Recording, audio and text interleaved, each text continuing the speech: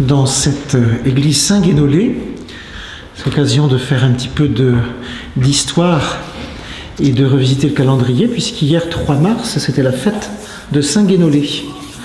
Hier, c'était la fête de Saint-Guénolé. Alors vous savez que Saint-Guénolé en Bretagne, et enfin pour ceux qui sont un peu férus d'histoire, et de l'histoire religieuse en particulier, Saint-Guénolé est important puisque c'est lui qui a fondé l'abbaye de Landévennec.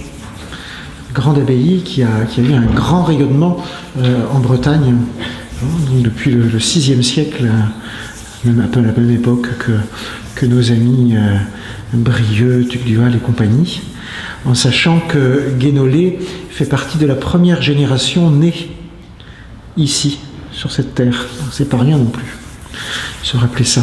Dans une église qui est l'une des plus modernes de Saint-Brieuc. Nous parlons d'un des saints les plus anciens. C'est intéressant. Et justement, si on parle des anciens ce soir, c'est pas pour rien non plus. Alors, ils vont pas apprécier, ils sont là, ils vont témoigner tout à l'heure, mais c'est juste histoire de les asticoter un petit peu. Ce soir, comme nous l'avions annoncé la fois dernière, on va retracer peut-être rapidement et très brièvement le parcours que nous poursuivons.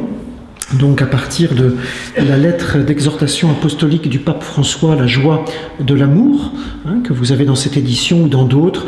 Et si vous ne l'avez pas, vous pouvez aussi taper sur Google La joie de l'amour et vous êtes dirigé sur un site qui est le site d'ailleurs du Vatican où vous trouvez tous les textes et vous le trouvez en français. C'est quand même plutôt avantageux. Vous n'êtes pas obligé de le lire en latin ou en italien ou en anglais. Vous pouvez le lire en français, ce qui est relativement accessible. Et c'est un texte d'ailleurs qui est assez accessible pour ceux qui connaissent déjà ce très beau texte ou qui s'y réfèrent encore avec raison. Vous savez, la joie de l'Évangile. Ce sont des textes du pape François qui sont vraiment de grands textes et qui certainement méritent qu'on y retourne de temps en temps parce qu'il y a une veine réelle qui nous invite, et en temps de carême en plus, à redécouvrir la puissance de la parole de Dieu et de l'Évangile. Et dans le fond, de se demander comment sommes-nous chrétiens ? Comment vivons-nous notre baptême ? Comment est-ce que ce n'est pas un acte posé dans le temps, mais qui vraiment a une répercussion sur notre manière de vivre aujourd'hui et au quotidien. Et donc le père Philippe Le Chafothèque de notre diocèse, prêtre de notre diocèse, enseignant à la faculté de théologie de Paris, est venu, premier dimanche de carême, nous présenter ce texte. Voilà. Très beau texte avec, si vous en souvenez, 4 points d'insistance que le père Le Chafothèque avait mis en valeur. Et puis la semaine dernière, c'était notre deuxième rencontre, 4 couples, tous les 4 d'une même équipe Notre-Dame, sont venus pour nous donner un peu leur témoignage sur le registre de, dans le fond, nous jeunes couples et parents, comment cette lettre éclaire ce que nous vivons, nous encourage dans ce qu'on essaye de vivre, et puis en même temps aussi nous propose des points de conversion, c'est-à-dire nous appelle peut-être à essayer de changer quelque chose en nous-mêmes. Voilà. À la manière du Christ, qui, dans l'Évangile selon saint Marc, première parole que le Christ prononce, ou que l'évangéliste met dans sa bouche, c'est « Convertissez-vous, le règne de Dieu s'est approché, convertissez-vous, croyez à l'Évangile ». Nous avons tous à convertir quelque chose en nous-mêmes. Et alors ce soir, pour poursuivre pour dérouler notre logique, avant d'avoir un enseignement la semaine prochaine de Benoît Gosselin, qui interviendra justement sur ces questions des défis. Comment cette lettre est un défi pour nous, couple, famille, paroisse, paroissiens, diacres, prêtres, religieuses, religieux. Ce texte nous invite à un vrai défi en fait. Nous réjouir d'aimer, nous réjouir de nous laisser aimer, c'est pas rien, c'est un sacré défi. Et peut-être un défi à relever dans ce monde contemporain où l'on est parfois un peu triste de nous-mêmes, ou dans une espèce de forme de dépression parfois, qui avons du mal à nous réjouir de l'amour que Dieu a pour nous, que nous avons les uns pour les autres, et de l'amour dont nous sommes capables. C'est pas rien. Et alors ce soir, nous allons nous intéresser de plus près à un chapitre de cette exhortation apostolique qui s'appelle « Renforcer l'éducation des enfants ». C'est le 7e chapitre. Le 7e chapitre. Et un couple, Sylvie et Dominique, qui se présentera tout à l'heure, ils se présenteront tous les deux tout tout à l'heure, interviendront pour nous dire un petit peu justement comment dans ce texte, et particulièrement dans ce chapitre, un certain nombre d'éléments éclairent leur vie de couple, de parents, et puis aussi de jeunes grands-parents. Parce que ce n'est pas des vieux grands-parents, c'est des jeunes grands-parents. Alors, nous sommes répartis des tâches, et Dominique et Sylvie m'ont dit, ce serait bien peut-être que tu redonnes un peu la force de ce chapitre, comment ce chapitre finalement peut nous aider quant à l'éducation des enfants.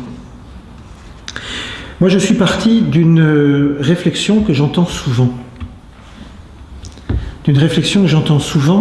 Et qui est souvent justement une tristesse, une réflexion sous forme de tristesse, qui est une réflexion de grands-parents, souvent. C'est mes petits-enfants ne sont pas baptisés, ou mes enfants n'ont pas repris la foi à leur compte, ou qu'est-ce qu'on a fait, ou qu'est-ce qu'on n'a pas fait. Et c'est vrai que c'est quelque chose que l'on entend assez fréquemment, enfin je ne sais pas pour vous, mais moi c'est quelque chose que j'entends souvent. Et qui va de pair évidemment et avec ce qu'on voit bien autour de nous, cette sécularisation, cette distance que les plus jeunes ou que la génération des trentenaires, des quadragénaires a pu prendre avec l'Église et a fortiori leurs enfants. On a essayé pourtant de leur transmettre la foi. Et on sent, et c'est ça qui, moi, m'attriste aussi, on sent une forme de culpabilité ou de culpabilisation. On se dit, mais dans le fond, il y a quelque chose qu'on n'a pas fait ou qu'on n'a pas su faire. Ou quelque chose qu'on aurait pu faire. Alors c'est avec ces réflexions-là en tête que moi je suis allé relire ces paragraphes. Et alors j'étais assez surpris, d'abord dans ce 7e chapitre, de voir que le pape François consacre dans le fond assez peu de paragraphes à la transmission de la foi. Déjà, c'est assez étonnant. J'étais assez surpris. Je m'attendais à ce que le pape François mette une bonne couche, peut-être pas qu'il nous dise comment qu'il fallait faire et qu'il nous dise la bonne recette, mais j'attendais en tous les cas à ce qu'il passe un peu de temps pour dire, pour transmettre de la foi, voilà comment qu'on pourrait s'y prendre. Et en fait, pas du tout. Assez surprenant. Il n'y a que 4 paragraphes sur les 41 paragraphes de ce chapitre. C'est quand même pas grand-chose. Alors d'où il part, le pape François ? Il part, et ça c'est quand même hyper intéressant, et ça peut nous questionner, d'une question que vous pourrez retrouver dans le déroulement de ce chapitre. C'est pas moi qui invente la question, c'est où sont les enfants ? Où sont les enfants ? Où sont-ils ? Parce que nous, dit le pape François, dans le fond, on en est peut-être à un degré de maturité de notre foi. Et on voudrait que les enfants, les petits-enfants, y soient ou participent à ce degré de maturité. Mais on oublie peut-être que notre foi personnelle, d'ailleurs, et de couple, a été un cheminement aussi. Et les enfants de nos familles, où en sont-ils sur ce chemin, dans cette progression de la foi ? Est-ce que nous sommes capables de prendre un petit peu le temps avant de qualifier trop vite le fait qu'ils ne vont pas au caté, qu'ils ne vont pas à la messe, que les enfants n'ont pas baptisé les petits-enfants, qu'on n'en parle pas, etc. Est-ce qu'on peut prendre le temps de se demander, dans le fond, où est-ce qu'ils en sont ? C'est-à-dire, dans quel monde ils vivent, finalement ? Qu'est-ce qu'ils vivent ? Le monde est peut-être plus rapide aujourd'hui qu'il ne l'était il y a 20, 30 ou 40 ans. Et la foi, elle a besoin de temps. C'est pas évident. C'est comme l'amour, finalement. L'amour a besoin de temps pour s'épanouir, pour se construire. Les couples, vous qui êtes là comme couple, vous pourriez le dire bien mieux que moi. Encore que dans une histoire de vocation, on a aussi besoin de temps pour construire sa vie de prêtre, de religieuse ou de religieux. On a besoin de temps.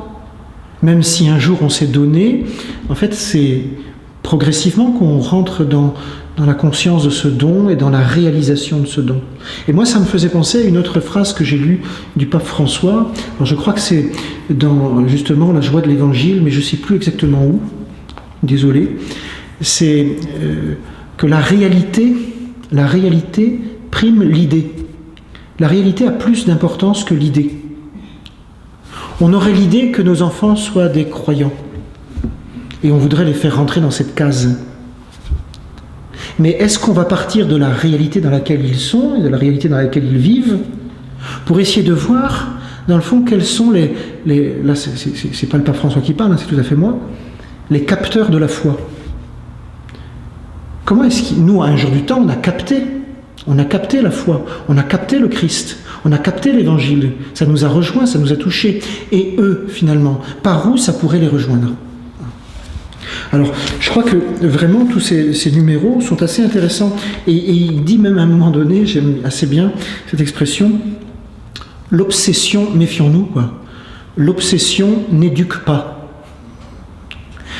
C'est pas en étant obsédé de la transmission de quelque chose, hein, y compris des valeurs morales et pas forcément de la foi, hein, en étant obsédé par la transmission de quelque chose qu'on va transmettre cette chose, parce qu'on risque de développer un comportement rigide qui en réalité ne permettra pas à ce qui est essentiel, et le pape y revient souvent, à ce que la liberté et la liberté de conscience se forment. En fait, dans la famille, la famille est comme un creuset où il faut apprendre à un enfant, à un jeune adulte, lui apprendre à faire grandir sa liberté, à découvrir sa liberté.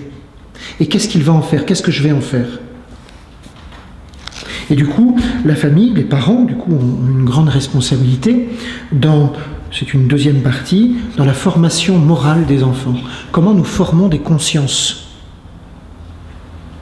Et bien avant de parler de questions religieuses et de l'attachement à Jésus-Christ, dans le fond, comment est-ce que nous sommes intéressés par la liberté, la conscience des enfants et des jeunes de nos familles ?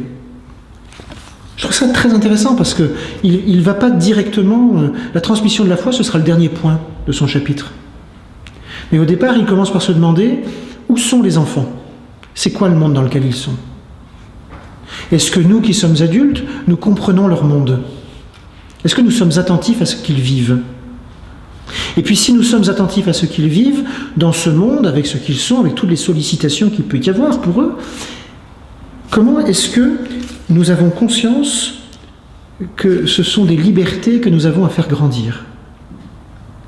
Et donc que nous n'avons pas à faire des choix à leur place, mais que nous avons à les aider à poser des choix. C'est pas rien. Là, il remonte abondamment là-dessus. La liberté est une chose merveilleuse, dit le pape François, numéro 267. La liberté est une chose merveilleuse, mais nous pouvons l'abîmer. Après, il revient, c'est aussi assez étonnant, mais il paraît que c'est très pape François, sur la valeur de la sanction comme stimulation. Je trouve ça assez étonnant que le pape parle de la sanction. Mais il dit, ben voilà, en fait, alors moi je le traduis dans mes mots personnels, moi je l'ai compris comme ça, mais Sylvie et Dominique diront comment est-ce qu'ils l'ont compris. Dans le fond, on pourrait aussi laisser un enfant grandir un peu dans tous les sens. Mais finalement, la frustration, et lui apprendre à gérer sa frustration, l'aide justement à grandir dans la liberté.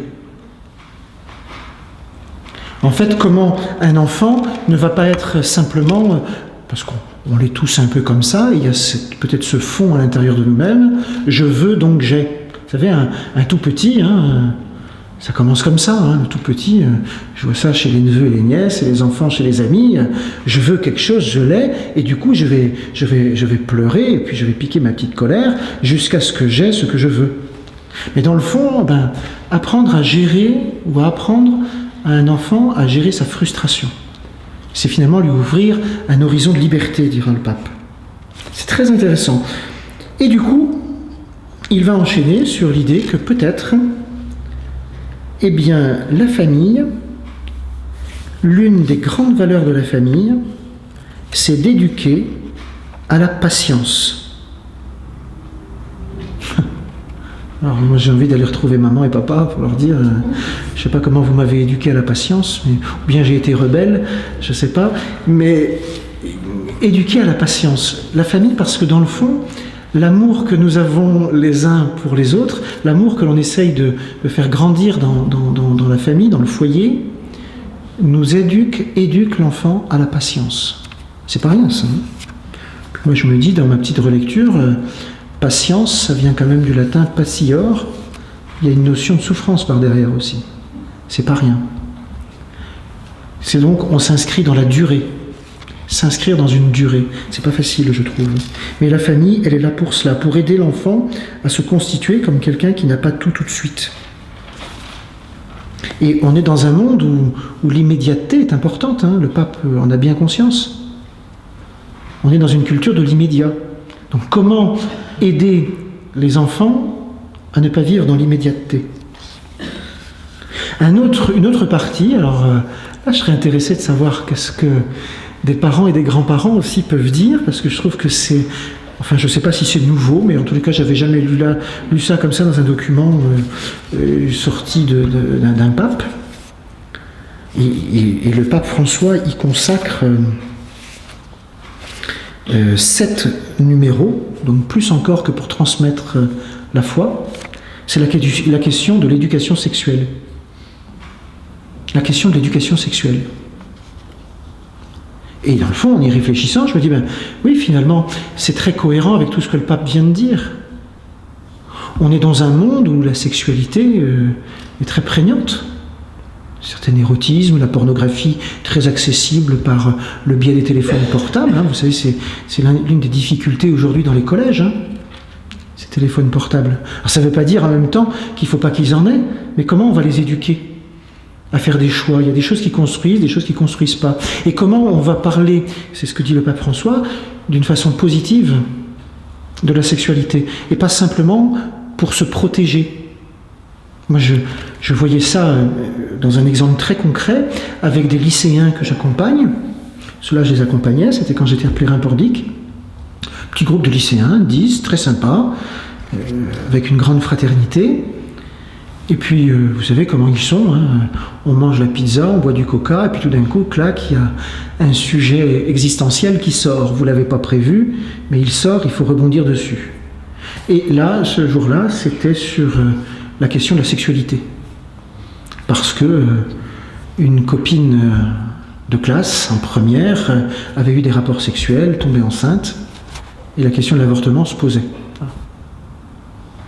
Donc la jeune fille avait 16 ans, quoi. Alors évidemment, on pose la question, vous ne voyez pas trop quel était le problème de l'avortement? C'est pas vraiment une question, l'avortement. Aujourd'hui, c'est rentré dans les mœurs. C'est pas une question. Je voyais que ces jeunes-là, c'était pas une question pour eux. Non. Mais comment on vous parle de la sexualité? Ah bien, c'est le planning familial. Alors comment, quand on nous parle de la sexualité, c'est de comment se protéger dans les rapports, la question de la contraception, toutes ces questions-là. Et puis, à mesure qu'il réfléchissait, il y a un des jeunes qui dit, mais c'est étonnant quand même. À mesure qu'on discutait dans la soirée, puis moi j'essayais de leur dire qu'en fait quand même, la sexualité c'est quand même autre chose que ça. Il y en a un qui a cette réflexion qui dit, c'est la première fois que j'entends parler de la sexualité d'une façon positive. Pas par le côté négatif, vous voyez, de ce qu'il faut se protéger d'une maladie, de ce qu'il ne faut pas avoir un enfant trop vite, de ce que, etc., de ce que, etc. C'est intéressant, ça. Comment les enfants de nos familles sont-ils éduqués à une sexualité qui de toute façon, est constitutive de notre personnalité? Nous sommes tous des êtres sexués. Qu'est-ce qu'on en fait? Et comment on aide ces enfants à vivre, à se construire une sexualité épanouie? Et c'est alors, après avoir parlé de la sexualité, que le pape, on pourrait se demander où est la transition, intéressant, va nous parler de la transmission de la foi. Alors moi j'ai comme une idée que la transition est relativement évidente. C'est que le pape parle de la sexualité au sein d'un couple et d'une famille.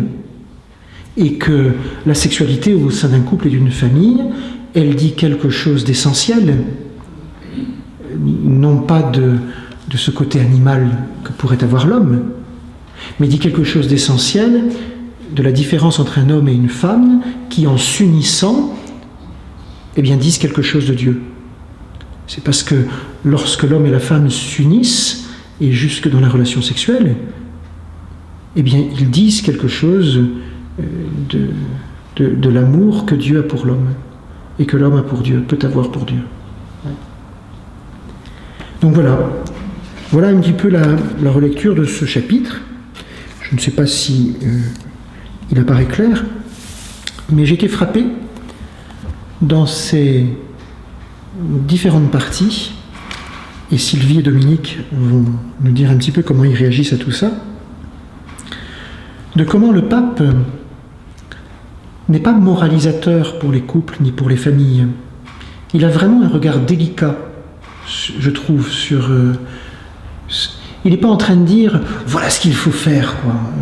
Et si vous n'y arrivez pas, c'est une catastrophe parce que vous n'avez rien réussi. Et dans le fond, quelquefois, on a ça dans la société qui est souvent un peu psychologisante. Quand un enfant devenu adulte, je ne sais pas, a telle ou telle réaction, fait telle ou telle chose, ou ne sait pas vivre ceci ou cela, on dit souvent, dans le fond, ça vient de l'éducation, les parents n'ont pas su, quoi. Il y a un côté très psychologisant. Le pape est, je trouve, très prudent sur ces questions-là. Et il y a l'idée que nous sommes tous en chemin. Les enfants, les adolescents, mais nous aussi les adultes. Mais que l'exemple des parents au sein de la famille est quelque chose d'essentiel. Et que finalement, le pape, toujours fidèle à son sillon, nous dit ce qui sera peut-être fort, moi ça m'a touché, ce qui sera peut-être essentiel pour les enfants dans une famille, c'est que les parents fassent œuvre de miséricorde. Comment les parents sont les signes d'une proximité auprès des plus pauvres. Comment ils donnent à manger à ceux qui ont faim, à boire à ceux qui ont soif, visitent les malades, s'occupent des plus petits, des personnes délaissées. Et par là, il y a un itinéraire de rencontre avec le Christ. Alors, Sylvie et Dominique vont se présenter.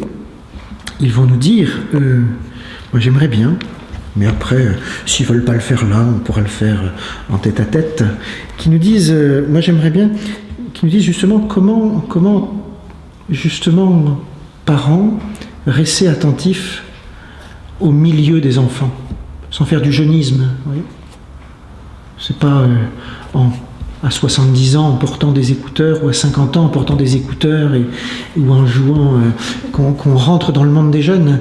C'est pas... vous voyez ce que je veux dire ? Mais dans le fond, comment être attentif à ce monde des jeunes ? Ne pas s'enfermer dans le nôtre d'adultes, d'être ouvert au leur.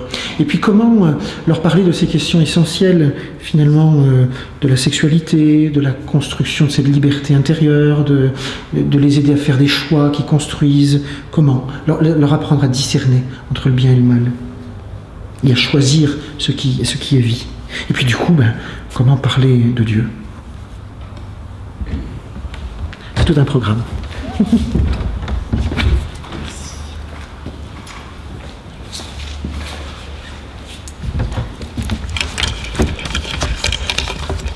Alors, devant cette noble assemblée, on nous a demandé de faire un témoignage, et donc on va faire un témoignage de notre vie, de ce que l'on est, de en quoi nous sommes faits, de ce qui s'est passé depuis 40 ans que nous sommes mariés. Bientôt. Et un petit peu de nos enfants, justement, sans les nommer, mais en y pensant très fort. Et donc à propos de la lettre « La joie de l'amour » ou de l'encyclique ou de cette lettre du pape François. Donc on va faire ça va durer un petit moment, puis après on échangera sur des questions, on essaiera de répondre aux questions par rapport à l'éducation des enfants, la transmission de la foi, les questions du Père Loïc, et puis peut-être échanger. On n'a pas la science infuse. Nous ne sommes pas des exemples, nous ne sommes pas des théologiens, nous ne sommes pas des intellectuels, nous sommes des chrétiens de base. Voilà. Alors, on va peut-être déjà dire qu'on se connaît déjà depuis bientôt 40 ans. On s'est connus en tant qu'étudiants. On s'est connus justement, bibliquement, comme on dit. Et on avait toujours l'impression, quand on s'est connus, d'être en état de grâce. C'est-à-dire qu'on n'avait pas l'impression d'être uniquement nous deux. Il y avait quelqu'un avec nous. Alors, même si on était peut-être un petit peu loin de l'église à cette époque-là, on n'était pas seuls. Et par la suite, quand on s'est mariés, moi j'ai souhaité avoir une alliance où il y a 3 anneaux, alors qui signifiait aussi peut-être par la suite notre fécondité, d'avoir des enfants, mais aussi parce que de tout temps, Dieu était avec nous. Voilà, ça c'est une première chose. Donc c'est la grâce, hein. C'est-à-dire que l'amour, il est vraiment basé et fondé sur la grâce, et on est, dès qu'on s'est découvert, dès qu'on est tombé amoureux l'un de l'autre, et comme Sylvie l'a dit, on s'est engagé très vite dans une relation personnelle, charnelle, sexuelle, et on l'a placé sous la grâce, et sous la grâce de Dieu. Et cette grâce, elle est évidemment bien expliquée au chapitre 67. Voilà, les époux sont comme consacrés par une grâce spécifique. Ils édifient le corps du Christ et constituent une église domestique. Nous, on a peut-être constitué le corps du Christ avant d'être consacrés. Mais on avait cette conscience-là, et que voilà, ça guide et ça explique aussi notre vie, notre engagement. Alors évidemment, comme les choses ne se passent pas toujours très bien, eh bien, dans nos familles, surtout celle de Dominique, ça a été finalement assez mal reçu. Voilà, donc retour à la réalité. Et puis, mais quelque part, finalement, ça nous a poussé aussi à nous engager encore plus. On s'est dit, tiens, on va se marier. Voilà, donc ça a été un petit peu, on s'est construit un peu en opposition vis-à-vis de nos familles, mais ça nous a rapprochés encore plus. Donc c'est aussi une grâce. C'est-à-dire que les épreuves, pour nous, aident à mûrir, à être plus vrais, à poser des choix. Voilà, alors on est issu de familles chrétiennes, pratiquantes, évidemment, mais de régions très différentes, oui. D'habitudes, de niveaux sociaux peut-être très très différents, et il a fallu qu'on utilise toutes les bienfaits de notre éducation, de celle qu'on avait reçue, de cette éducation à la liberté, qui est complètement décrite aussi dans le cyclique, pour se construire nous-mêmes. Et on était jeunes, on s'est mariés à 20 ans et 21 ans, et on a été très vite parents à 21 ans et 22 ans. Voilà. Donc par la suite, on s'est mariés, on a eu ensuite notre première fille. Qu'on a fait baptiser. Assez rapidement. Notre deuxième fille, ma foi, on était dans les travaux. Je crois qu'on l'a fait baptiser, elle avait presque 3 ans. Les travaux ont duré. Voilà. Donc on changeait de logement, on avait des travaux, etc. Alors on a été aussi, c'est vrai qu'à Angers il y avait un terrain à la cathédrale qui était aussi très fort. Je me rappelle de 2 prêtres. Il y avait l'abbé Caisson qui d'ailleurs a publié des livres avec ses homélies qui étaient vraiment magnifiques. Et puis il y avait l'abbé de la Bouillerie qui était un poète, et c'est lui qui a baptisé nos deux premières filles. Et donc voilà, on avait ce lien avec la cathédrale, on était peut-être en pointillé dans notre pratique, mais en même temps jamais très loin, parce que quand même, voilà, toujours cette impression quand même de cheminer avec Dieu.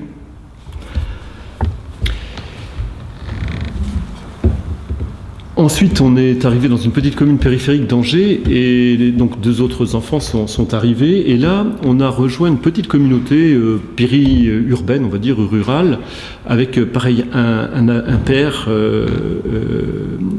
qui nous a et une communauté qui nous ont accueillis.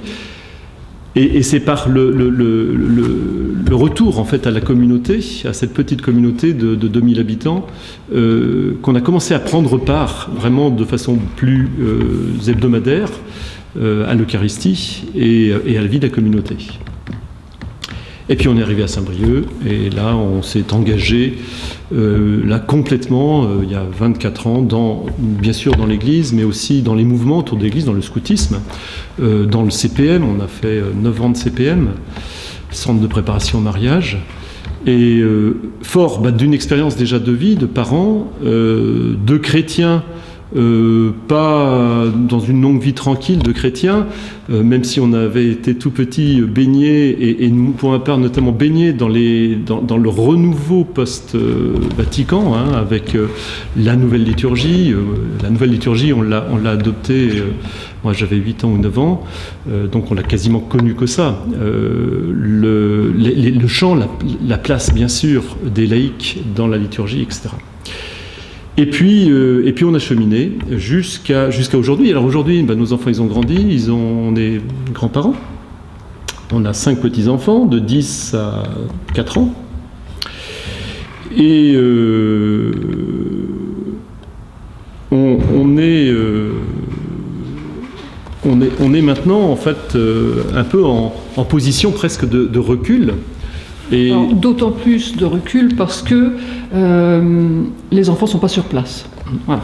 Donc nos petits-enfants sont même à l'étranger, nos 4 premiers petits-enfants, et puis la dernière petite fille est à Paris. Donc voilà, ils ne sont pas sur place. Donc on a un petit peu une position d'observation, quelque part aussi de référent, parce que quand même les parents, mais en même temps on n'intervient pas directement. Donc on a notre idée de l'éducation, ils ont la leur, ce qui est normal, et on confronte un petit peu nos idées. Alors quelquefois c'est bien reçu, quelquefois un petit peu plus difficilement. Voilà. Alors on va revenir sur quelques points justement d'éducation qui nous surprennent aujourd'hui en fait par rapport à nous, par rapport à notre vécu dont on a expliqué les grandes lignes. Alors déjà 40 ans de cheminement en couple, eh bien c'est sûr que l'amour il se transforme. Alors il y a des choses qu'on a beaucoup aimées dans cette encyclique, dans cette lettre.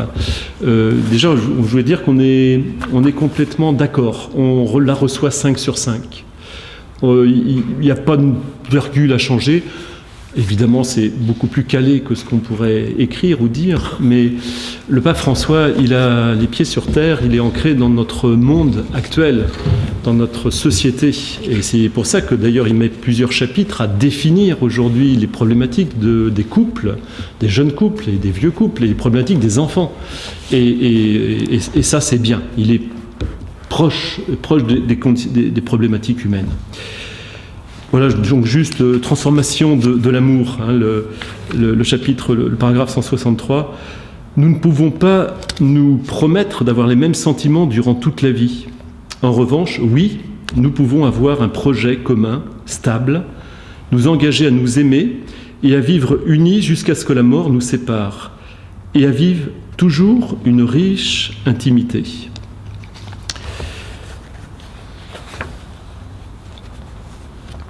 Quelque chose qui est important aussi dans l'éducation des enfants, c'est l'éducation, elle n'est pas hors sol. On a nos enfants, ils ont été à l'école catho, évidemment, parce que c'était agréable, c'était bien, mais pas que. Et pas que. On a une de nos filles qui a été aussi dans l'enseignement public et qui a fait quasiment, j'allais dire, toute sa carrière scolaire dans l'enseignement public. Pour des questions d'intégration, voilà, il y a quelques écoles qui peuvent être assez clivantes, pour des gens qui ont moins de facilité d'intégration, et c'était son cas, et elle a préféré être moins jugée dans un autre type d'école. Et donc ça nous a aussi beaucoup touché, l'intégration au monde, donc le chapitre 181. Les familles chrétiennes ne doivent pas oublier que la foi ne nous retire pas du monde, mais elle nous y insère davantage. On n'est pas des singletons, hein, des gens isolés, même si on n'est pas très nombreux. Notre foi, on la vit là où on est, dans nos lieux de travail et dans nos lieux, évidemment, de scolarisation. Un autre point également, toujours avant d'aborder peut-être les problématiques d'éducation, c'est que l'Église, le pape a dans ce texte aussi élargi, bien sûr, la joie de l'amour à l'ensemble des formes de couple. Et nous, on a la chance, par notre sacrement de mariage, sans doute, par la grâce dont nous bénéficions, et par les petits efforts qu'on doit faire depuis 40 ans, parce que c'est pas facile tous les jours. Hein. Il y a eu des hauts et des bas, il y a eu des périodes difficiles, des périodes de doute, des périodes de changement professionnel, de déménagement, etc., d'évolution de nos enfants, de difficultés de nos enfants. Et donc le pape, il fait une grande place justement à l'accueil des couples dans tout ce qu'ils sont. Hein. Et bien sûr des couples mariés, divorcés, séparés, que nous devons accueillir dans notre Église. Et également une considération pour les familles, et ça c'est le chapitre 250, une considération pour les familles qui, alors j'essaie de relire, de retrouver, qui ont l'expérience d'avoir en leur sein des personnes manifestant une tendance homosexuelle. Donc il le dit, une expérience loin d'être facile, tant pour les parents que pour les enfants. Donc voilà, c'est un petit regard qu'on a trouvé très...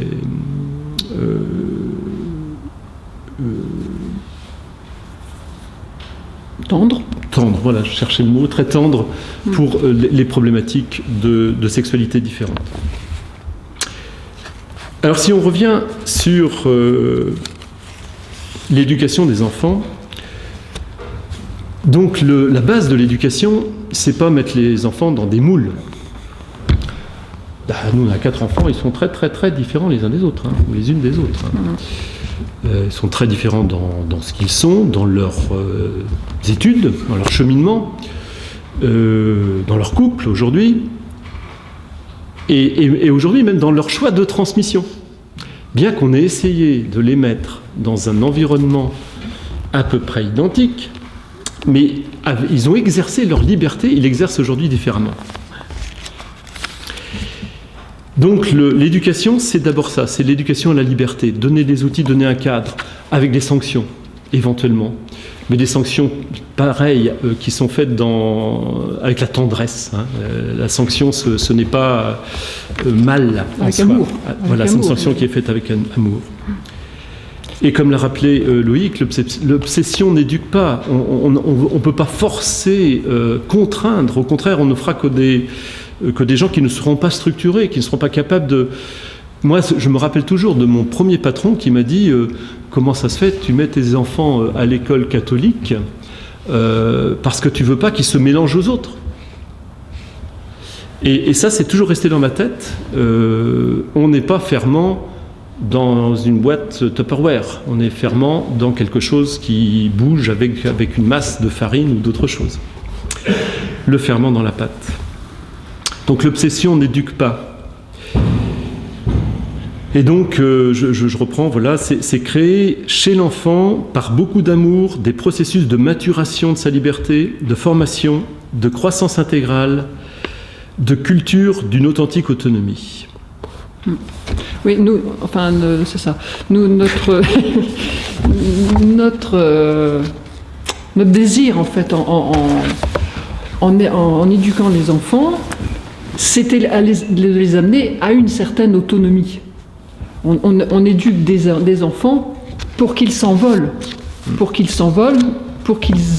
aient la liberté de choisir. Et pour avoir la liberté de choisir, il faut un cadre. Moi qui fais de la musique, je sais que si on veut improviser, il faut aussi avoir un cadre. En fait, l'improvisation, ça ne s'invente pas. Il faut un cadre, il faut justement, plus c'est cadré, plus on va pouvoir improviser. Donc voilà. Et ce qui est important, c'est où sont les enfants, enfin il y a maintenant nos grands-enfants, nos enfants adultes, où en est réellement leur âme ? Est-ce qu'ils sont dans un état de perdition d'âme, de spiritualité ? Ou au contraire, est-ce que, même s'ils sont un peu plus loin peut-être de l'Église ou de la pratique, est-ce qu'ils ont ils entretiennent leur âme ? Et là, même avec nos enfants adultes, aujourd'hui, c'est une préoccupation. Ah oui, complètement. Je dirais même que c'est, pour moi, c'est l'unique préoccupation de prière que j'ai. Je reviens à la prière de Sainte Monique. Si j'ai une prière à formuler pour mes enfants, c'est Seigneur, n'oublie pas mes enfants, parce que, enfin, toi tu les oublies pas, mais eux ils t'oublient, forcément.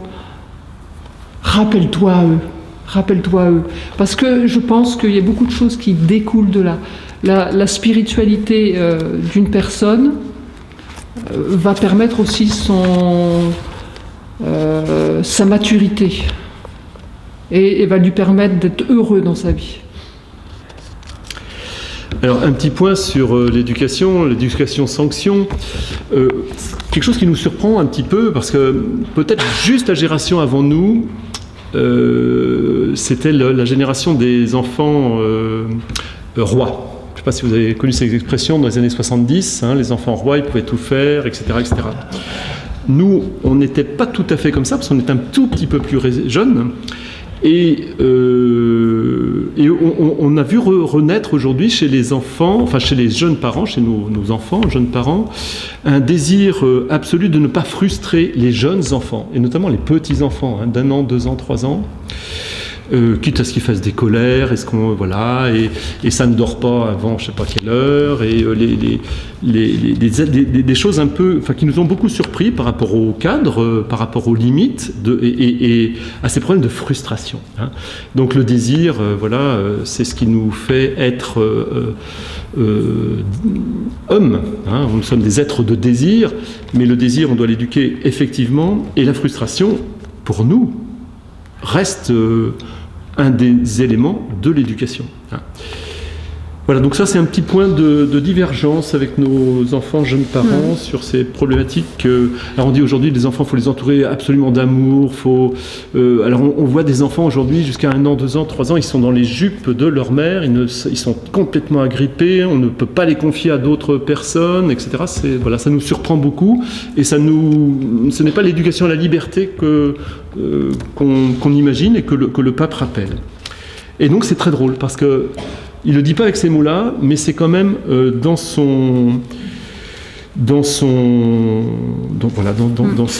chapitre. Juste pour revenir un petit peu sur cette frustration, en fait, est-ce que l'éducation, justement avec cette frustration qui invite à la patience, n'est pas aussi une éducation à la liberté sexuelle ? Parce que ce qu'on a tout de suite, on ne l'a pas suffisamment désiré. Donc on en arrive à des fondamentaux qui permettent d'aller plus loin et puis de s'engager. Et c'est peut-être le retour avec, on vous a dit que nous on s'était connus dans le terme biblique avant d'aller s'unir dans le sacrement de mariage, mais jusqu'à ce moment-là, jusqu'à nous connaître, nous avions été complètement préservés. Bon, c'était il y a déjà quelques années, évidemment, mais c'est une chance. Et ce qu'on peut souhaiter aux jeunes, c'est de connaître, évidemment, pas une expérience sexuelle, mais vivre l'amour. Et puis, une petite parenthèse aussi, on dit souvent que c'était le dimanche dernier, la joie de se connaître, les premiers temps de l'amour, mais comme si c'était la plus belle chose dans un couple, comme si c'était le temps le meilleur. Or, je pense que c'est comme le vin de Cana, le meilleur reste pour la fin. Je pense qu'il y a une maturité du couple qui vaut la peine d'être vécue. Je pense que tous les couples qui sont ici pourront sans doute aussi se retrouver. Voilà, ça vaut le coup d'aller plus loin. Oui, on veut. Alors évidemment, on a une assemblée qui a un certain âge et donc une expérience de vie, mais aux couples qui pourraient rencontrer des difficultés à 25, 30, 35, 40, 45, 50, 55 ans, nous en ayons 60, disons, on va dire, pour arrondir, qu'ils ne basculent pas dans la facilité de la fuite. Il y avait Denis Sonnet qui disait les couples, beaucoup, ils prennent des ascenseurs parce qu'on veut toujours monter, aller dans le sacrement, dans l'amour fou des 2, 3, 4, 5 premières années. Et puis après, si on n'a pas construit, s'il n'y a pas autre chose, ça peut s'émousser. Et on est tenté de reprendre un ascenseur. Et puis aujourd'hui, les difficultés, on est tenté de fuir, de faire autre chose. Et on s'aperçoit que la durée, c'est très fort. Ça a du bon. C'est le vin de Cana. Voilà. Ouais. Voilà, donc on voulait éventuellement échanger s'il y avait 2-3 petites questions, et puis terminer par une prière avant de passer à l'Eucharistie. Est-ce qu'il y a un échange ou quelque chose qui vous a choqué dans ce qu'on a dit, ou au contraire, pour lequel vous vous retrouvez ?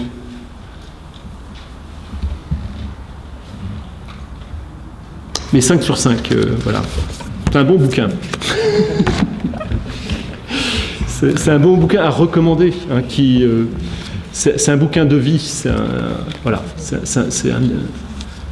une ligne de vie, c'est une ligne de vie. Oui. Quand tu dis qu'il ressent une souffrance aujourd'hui, tu fais des prières pour tes enfants, en fait, penser à eux, quoi. Oui. Il y a la notion de liberté, maintenant, ils sont partis, quoi. On n'est plus non assommés, c'est quand on récolter, voilà. Être attentif à leur âme. Voilà. Être attentionné à leur âme. Mais pas de culpabilité, pas de. Voilà. Donc je pense qu'il ne faut pas qu'il y ait de souffrance. Alors bien sûr qu'il y en a peut-être, mais. La souffrance pour qui? Pour les. Non, mais pour toi. Ah oui. Toi, tu disais qu'il y a une certaine souffrance, tu dis beaucoup pour tes enfants, pour que le Christ me. Ah non. Alors j'ai dit ça, moi? Ah oui, alors non. On verra. Peut-être une certaine souffrance que tes enfants s'éloignent un petit peu du Seigneur. Non. Si j'ai une prière à formuler, c'est celle-là, mais c'est pas pour ça que c'est une souffrance pour moi. D'ailleurs, alors statistiquement sur les 4, on a l'une de nos filles qui est très engagée actuellement dans l'église et avec ses enfants et au-delà, bien en-delà qu'on ne l'a été à son âge. Voilà, donc ça c'est. On a un autre couple qui fréquente assez régulièrement l'église, mais peut-être pas de façon commune, quoi. Ils n'ont pas encore établi une prière familiale, voilà. Et puis les deux derniers sont plus jeunes, un peu plus éloignés, un petit peu plus éloignés pour le moment. C'est une question de conjoint pour l'un, puis l'autre, il est célibataire pour le moment. Voilà. On fait la prière. Donc, on vous propose la prière de la Sainte Famille. Je ne sais pas si vous l'avez déjà lue, que le pape donc François a rédigé. Jésus, Marie et Joseph, en vous, nous contemplons la splendeur de l'amour vrai. En toute confiance, nous nous adressons à vous. Sainte Famille de Nazareth, fais aussi de nos familles un lieu de communion et un cénacle de prière, d'authentiques écoles de l'Évangile et de petites églises domestiques. Sainte Famille de Nazareth, que plus jamais il y ait dans les familles des scènes de violence, d'isolement et de division. Que celui qui a été blessé ou scandalisé soit bientôt consolé et guéri. Sainte Famille de Nazareth, fais prendre conscience à tous du caractère sacré et inviolable de la famille, de sa beauté dans le projet de Dieu. Jésus, Marie et Joseph, écoutez, exaucez notre prière. Amen. Amen.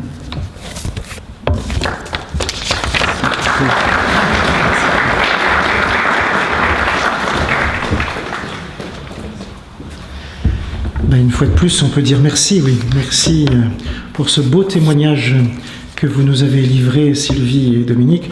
Au départ, il m'avait dit oh là là, on ne sait pas comment on va s'y prendre, ce serait bien que tu interviennes d'abord, que, etc. Tu parles.